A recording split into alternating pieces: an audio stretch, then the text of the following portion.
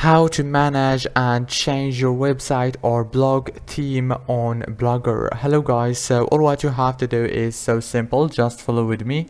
First thing, go to blogger.com. This is the dashboard or the home page. As you can see right now, I have this theme. Actually it looks so boring and I want more cool one. So all what you have to do is go back to the dashboard and click here on this theme option.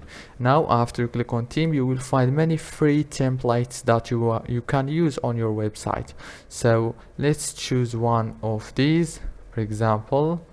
So what I'm gonna choose, let's say this one or this one right here, and click apply.